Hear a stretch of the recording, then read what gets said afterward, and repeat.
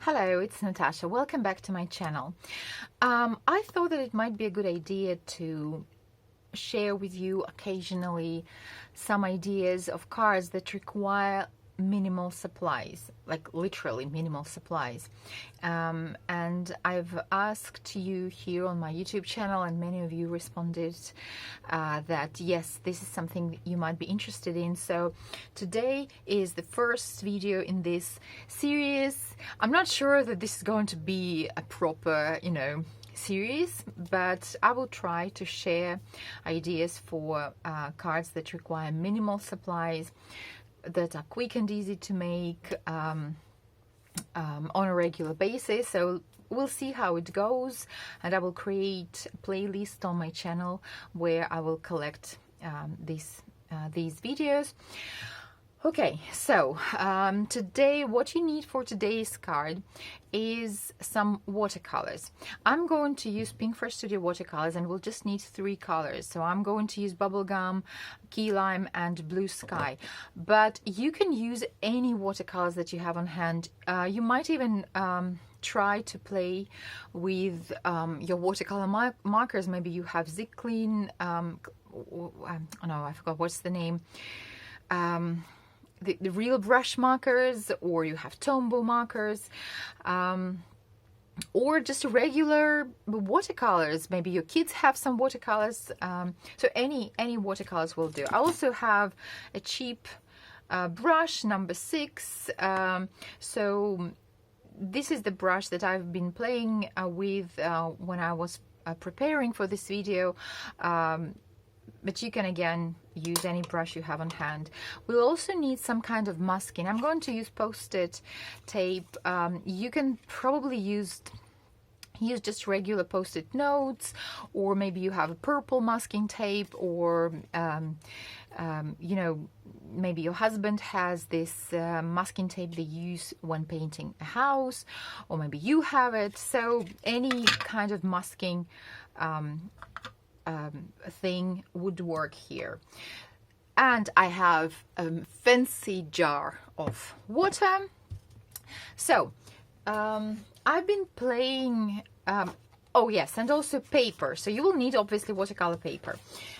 This is just cheap watercolor paper that I got in my local craft store, which now seems like a million years ago. But it's really nothing fancy, cheap watercolor paper that children use. So what's important to know, I know that many, obviously, their supplies you use like watercolors or paper, they do matter. Yes, let's be honest, they do matter.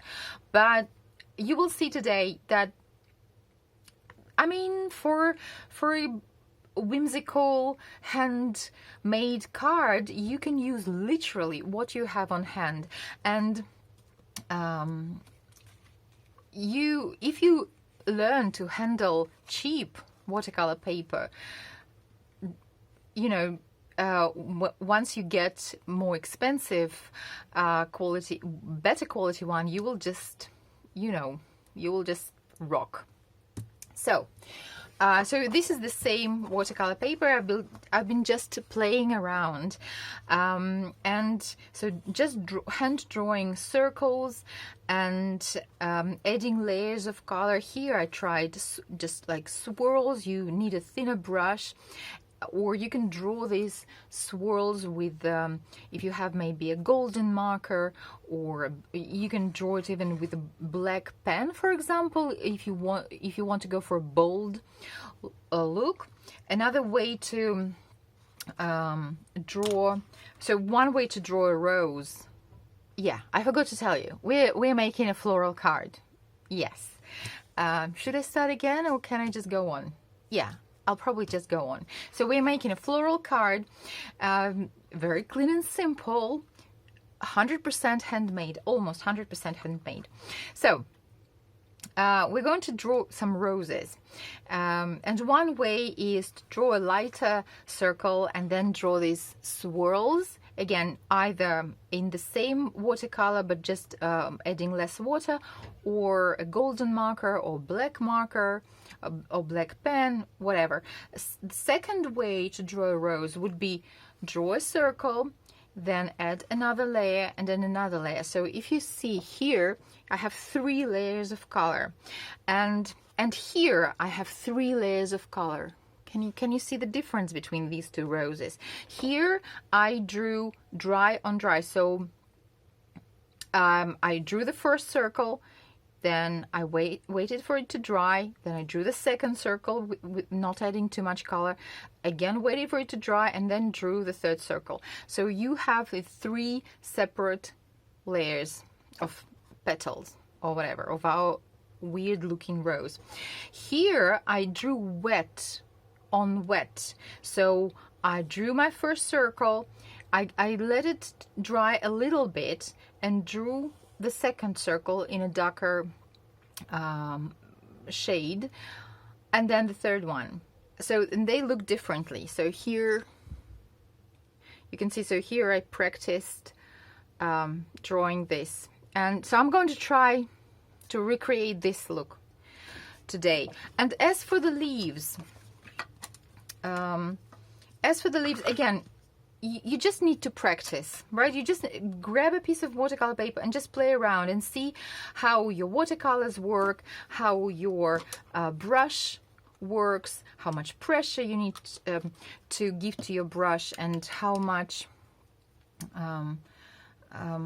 water you need to add. So basically, so you just press and lift, and you know, you just need to play around, and okay, like so. So what I encourage you to do, so I'm not, by no means I'm a watercoloring specialist, not at all, and there are a lot of amazing videos and amazing artists out there who will teach you much more so about watercolors. But what I know about watercolors is that the most important thing is the ratio of water and color, and you can learn this and you can understand this only through practice. You need to feel how much water you need, how much color you need, how your paper responds to this, and you just need to play around. So grab a piece of paper, play around, practice, and yeah, just have fun. So okay, let's make our minimal supplies, clean and simple watercolor card. So I'm going to add my first layer of roses, which should be the lightest. So I'm just, as you see, I'm just drawing different sizes of, oh, that's a little bit too dark. Just add a little bit more water. Okay. Now I'm not giving it time to dry completely, because I want to add the second layer, and I'm going for this a little bit, you know, fuzzy, wet on wet look.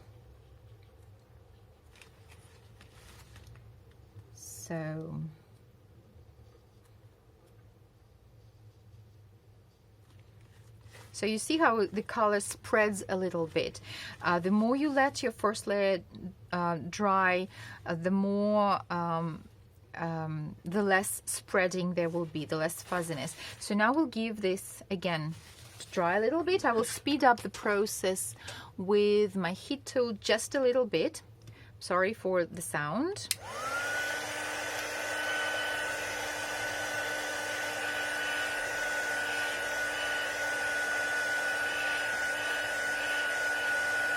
Okay, and now I'll add the darkest, the third layer, which is darkest. So I'm not wetting my brush. I'm just taking pure color and just adding it to the middle of my roses.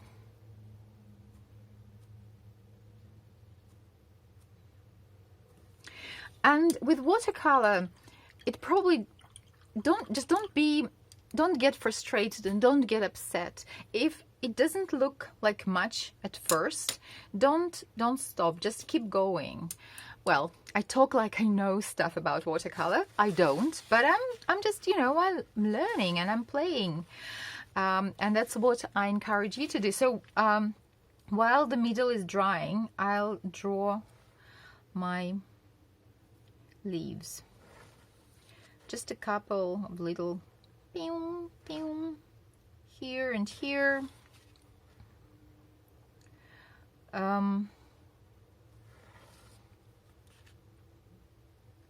This, like so. And I honestly, I love this a little bit, you know, imperfect, handmade look, and I love, that's what I love about watercolor. Its looseness and its imperfection. Okay, so now we'll wait for this to dry and we'll continue. Well, guess what? I had to draw this another panel because I smudged this one. I was in such a hurry to make a video for you that I smudged it. So, okay, here I have a new panel. So you see the layers of my watercolor. Okay, so now we are going to use our masking material. So, oh, I do hope I don't smudge this one this time. So I'm using post-it tape, and as you see, it has been used before. So I'm adhering it's 1 inch. So I will have a nice border around my focal, well, the center of my panel. So I'm using my bone folder to make sure that my post-it tape is adhered closely to the paper. With post-it tape, you need to be careful. It is paper, right? So it doesn't really take water nicely, and it might leak. The water might seep under the post-it tape. So it's something, but I will show you in a couple minutes. I'll show you the other practice panels that I've made, and the color did seep under the post-it tape, and it was okay. The look was fine. As I told you, I like this a little bit messy, you know, artsy look that you get. And I think that's the magic of watercolor, right? But again, you might have other type of masking tape, and it might work better than just post-it tape. So, or maybe you can try covering it with a double layer of post-it tape, or maybe using some acetate or something to make sure that water does not go through. And it's better to work quickly, right? Because again, we don't want to give too much time to the water to soak into the masking tape. So what we're going to do now, I'm just taking wet brush, not too wet, but quite wet, and I'm just going around the border, wetting the edges, okay, and around the flowers. And now in this wet paper, I'm adding blue color, light blue color. To avoid harsh edges, you just add a little bit more water. So I particularly am interested in the blue, so that the blue sort of, I create this border, this frame around. Okay, I'm sorry, I can't, it turns out I can't paint and talk, but okay, I think it's pretty so I'll add a little bit more blue here to darken this a little bit, and a little bit more blue here. So as I say, I like messy watercolor look, but if you, for example, you can add a little bit more water here, so to soften the edges and sort of to fade them out. I'm not going to color all this blue, okay, because I want the middle quite light. So I'm going to dry this now.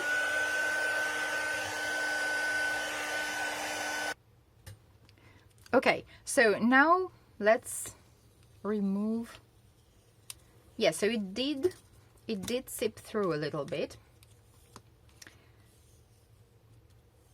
Okay,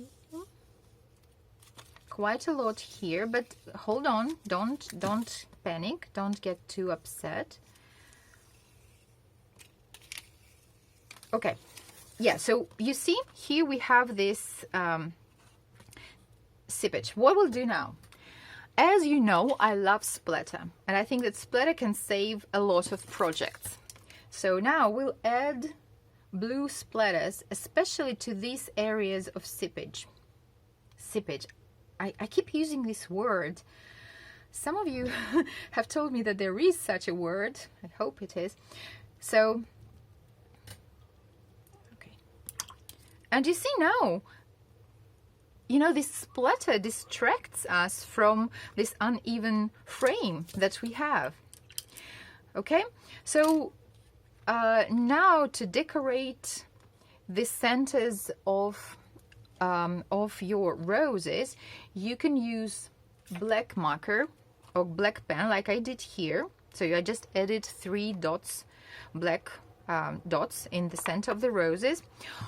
Or you can add, let's try gold maybe. Give me a second to find my gold pen. Okay, I'm back. So I have this gold pen. What is this? It's Uniball gold pen number 1. So I'll just add 3 dots of gold into the centers. You can use watercolor. Maybe you have golden watercolor, or maybe acrylic paint. So just look, go through your stash. Okay, I don't know if you can see it, but you can probably see it in the final photos. So here we have our panel. Here is another panel that I created. I added black frame around the blue center, just hand drew it, and I really like this wonky look on this one.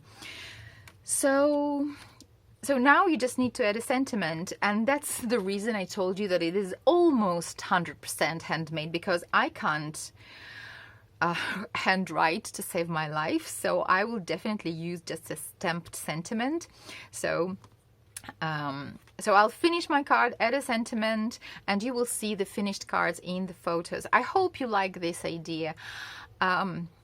And I hope you'll give it a try, and let me know in the comments below if you are interested in these minimal supplies videos and if you want me to continue with these videos.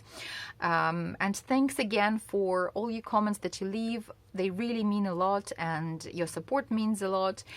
And yeah, so have fun with your watercolors, and have a great day. Stay healthy, stay safe, and see you again soon. Bye.